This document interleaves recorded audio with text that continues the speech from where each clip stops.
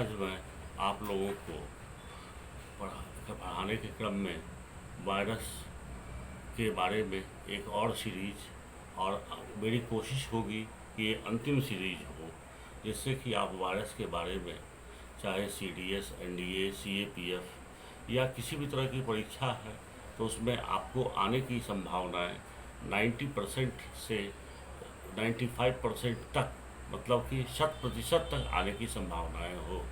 तो आज हम लोग वायरस के बचे हुए भाग को पूरा करेंगे और आज मैं कोशिश करूंगा कि वायरस चैप्टर ही खत्म कर दिया जाए। उसके बाद फिर हम लोग किसी नए चैप्टर में आगे बढ़ेंगे। तो सबसे पहले वायरस के बारे में अभी तक तो हम लोगों ने सीखा था कि वायरस से मनुष्य में होने वाले रोग, फिर वायरस से जंतुओं में होने वाले रोग, यानी virus human disease caused by virus और animal disease caused by virus, अब और प्लांट डिजीज यानी पादप पौधों के होने वाले रोग, plant disease caused by virus. लेकिन आज आपको वायरस के बारे में जनरल इन्फॉर्मेशन देने की मैं कोशिश कर रहा हूँ। ये भी परीक्षा के लिए इन सब का भी महत्व है। जब कभी भी ऐसी प्रश्न पूछे जाते हैं कि इनमें से वायरस के बारे में क्या सही है क्या नहीं है, तो फिर आपको इसके बारे में और भी बातों को याद रखना पड़ेगा। जैसे सबसे पहले आप आइए तो आप देखेंगे कि मैंने लिखा है study of virus is called virology. Hindi में हम कहेंगे वायरस के अध्ययन को विषाणु विज्ञान कहते हैं। अब आखिर में वायरस है क्या? अगर मुझसे कोई ये पूछे या आपसे भी कोई अगर ये पूछता है कि वायरस क्या है, तो आप बोलेंगे कि virus lies between living and non living, मतलब कि वायरस सजीव और निर्जीव के बीच की कड़ी है। यानी ये ना तो सजीव है ना तो निर्जीव हम कह सकते हैं, यानी दोनों के बीच में ही ये आता है। इसके बाद और हम वायरस के बारे में क्या कह सकते हैं? उसके बाद हमें कहना होगा कि इसकी खोज किसने की। तो इसकी डिस्कवर्ड बाय डिमित्री इवानोवस्की। आप देखिए स्पेलिंग ध्यान से, DIMITRY, डिमित्री इवानोवस्की, IVANOVASKY। ये इन्होंने 1892 में इसकी खोज की थी। ये देखिए हिंदी में भी मैंने लिख दिया है डिमित्री इवानोवस्की। अब ये वायरस एक मैंने बनाया है ड्राइंग के माध्यम से आपको समझाने की कोशिश की है कि आप देखिए एक सर्कल सा बना दिया है, ऑलमोस्ट सर्कल सा, और आप देखेंगे कि इसके बाहरी कवर को, जो ये बाहरी कवर है, इसे हम लोग आउटर कवर कहते हैं, यानी बाह्य खोल, और इट इज कॉल्ड कैप्सिड। इसे कैप्सिड कहा जाता है, मेड अप ऑफ प्रोटीन, जो प्रोटीन का बना होता है। ओके, आप देख रहे हैं वायरस को, इसके बाहरी खोल को हम लोग कैप्सिड कहते हैं, जो प्रोटीन की बनी होती है। इसके बाद फिर हम लोग और आगे बढ़ते हैं। इसके अंदर आप देखिए ग्रीन कलर का, ये जो है ये मैंने भरा है न्यूक्लिक एसिड। ये है न्यूक्लिक अम्ल, हिंदी में कहेंगे, इंग्लिश में न्यूक्लिक एसिड। ये कैप्सिड के अंदर न्यूक्लिक एसिड भरा होता है। इसके अंदर और क्या होता है आप देखेंगे, मैंने सिंगल बनाया है एक धागे के समान संरचना। वो आप देखेंगे सिंगल स्ट्रक्चर लाइक थ्रेड। इसको हम लोग कहते हैं DNA या RNA। इसको हम लोग सिंगल DNA या सिंगल RNA इसको हम लोग कहते हैं। यानी कि वायरस के अंदर या तो सिंगल DNA होगा या फिर सिंगल RNA होगा। इसके अलावा हम लोगों को और क्या आ जाए जो हम लोग कहेंगे कि ये सही है, क्योंकि वायरस अल्ट्रा माइक्रोस्कोपिक पार्टिकल है। अल्ट्रा माइक्रोस्कोपिक बड़े अत्यंत सूक्ष्म कण है। तो उसके बाद हम लोग और आगे बढ़ते हैं। अब आप देखेंगे कि ये न्यूक्लिक एसिड के बारे में बता ही दिया। ये इसका नेचर क्या है, इसकी प्रकृति, इसका नेचर, ये पैरासाइटिक नेचर का होता है, यानी ये परजीवी प्रकार का होता है। आपको हो सकता है बहुत सारे बच्चों को ये परजीवी, पैरासाइटिक ये समझ में नहीं आ रहा हो, तो मैं आपसे यही कहूँगा, परजीवी या पैरासाइटिक उसे कहते हैं जो दूसरे के ऊपर निर्भर करता है, यानी दूसरे को नुकसान पहुंचा करके अपना पोषण ग्रहण करना। यानी आप कहेंगे कि it it receives nutrition through harm the others। जैसे आप देखेंगे माथे में, इसका सबसे कॉमन एग्जांपल आप जानिए कि माथे में पाया जाने वाला जू, जू जो है ये आप देखेंगे अक्सर हाँ बहुत लोगों के सिर में पाया जाता है, वो पैरासाइट ही कहलाता है, इसलिए क्योंकि वो शरीर से ब्लड को चूसता है और एब्जॉर्ब करता है और उससे वो अपना पोषण ग्रहण करता है। ठीक है, ओके। अब मैं आपको और आगे बढ़ रहा हूँ, तो आप देखेंगे सिंगल डीएनए या सिंगल आरएनए, इसमें से अगर सिंगल डीएनए आप देख रहे हैं, ये सिंगल डीएनए या सिंगल आरएनए है। अगर ये सिंगल डीएनए है तो डीएनए का मतलब क्या होता है? Deoxyribose nucleic acid.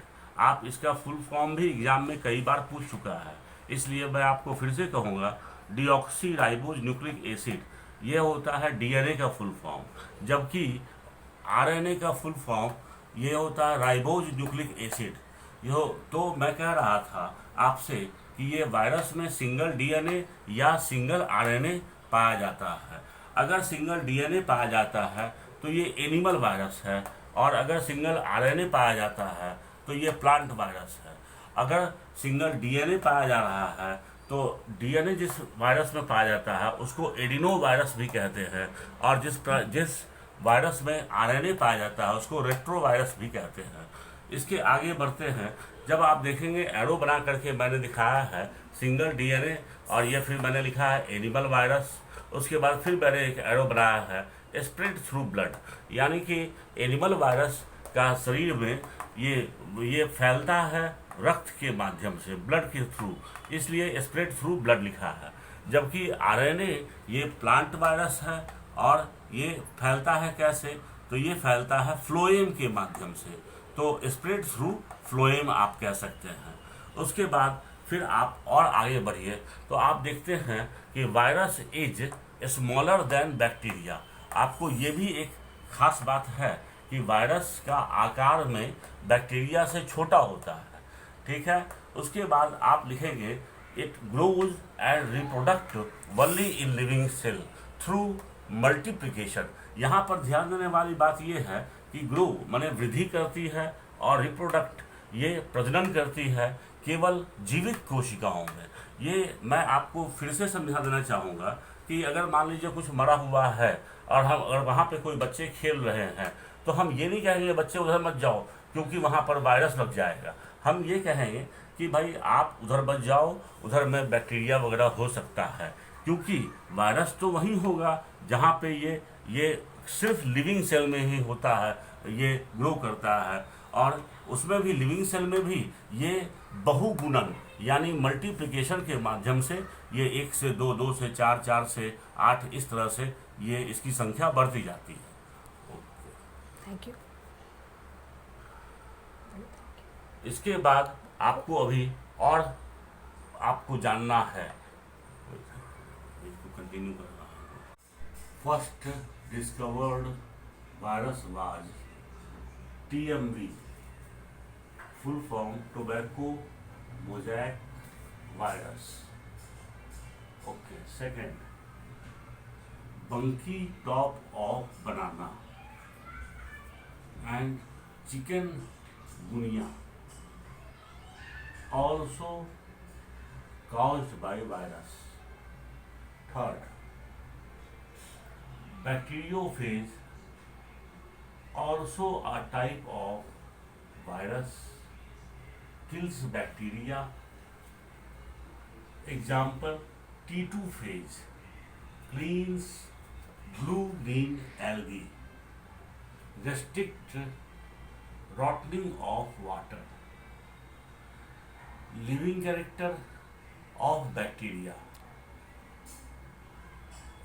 living character of virus, living character of virus. First, presence of DNA or RNA. Second, structural diversity.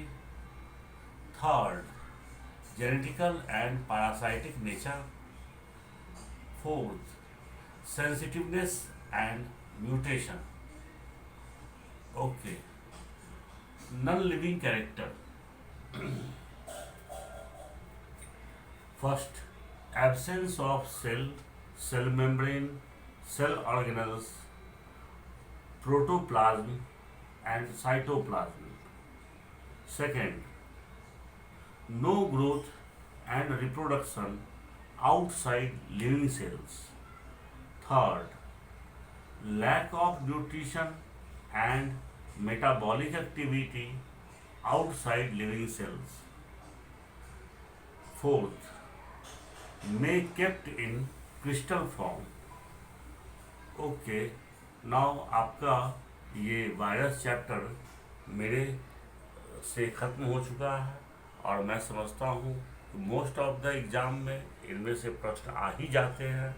इसके लिए आपका धन्यवाद। फिर मैं आपसे मिलूँगा नए चैप्टर और नए विषय के साथ। ओके।